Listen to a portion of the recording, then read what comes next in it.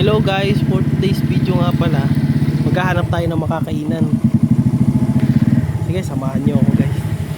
Ang lakas ng ulan kaya ako nakakaputi. Pinas forward ko na dito sa part na to. Masyado kasing maingay, tapos ano pa, medyo maambon kaya hindi ko na rin nilagyan ng sounds. Ngayon, naghahanap tayo habang nagamotor, naghahanap na tayo ng makakainan natin dito sa may parting papuntang Gura. Nagugutom na kaya ako, kaya ngayon guys, pagkakasyahin natin ang ating pera na 50 pesos. Hanggang saan kaya abot ang ating 50 pesos? Hanggang sa mga oras na to guys, nakaramdam na talaga ako ng gutom. Kita nyo naman oh, ngalumata na ang inyong Bicolanong Tagalog. Kung makikita nyo, alas kinakausap na niya yung sarili niya.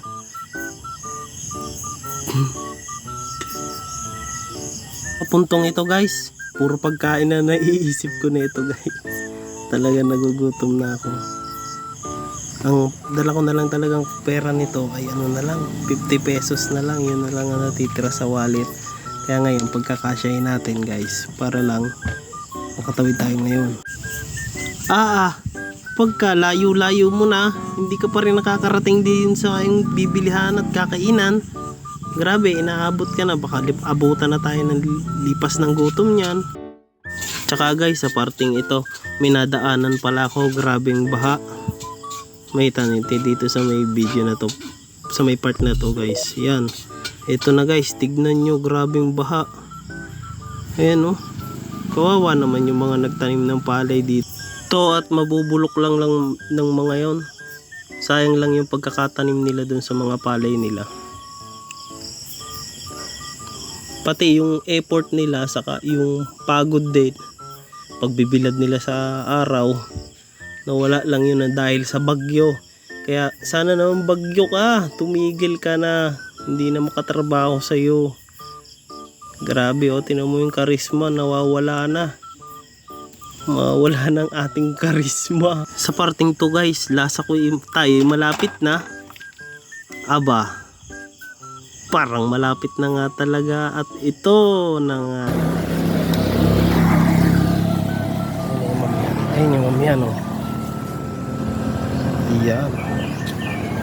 Ayun oh.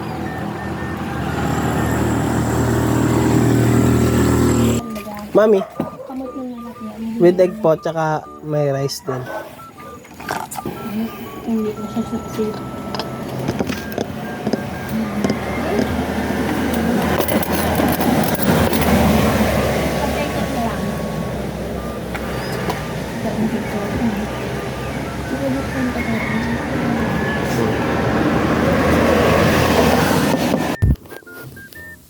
Tapos na tayo kumain.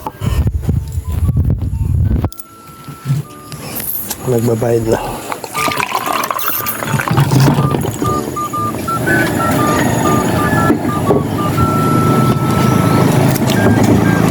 Ito po yung bayad ko. Magkano pa? 40.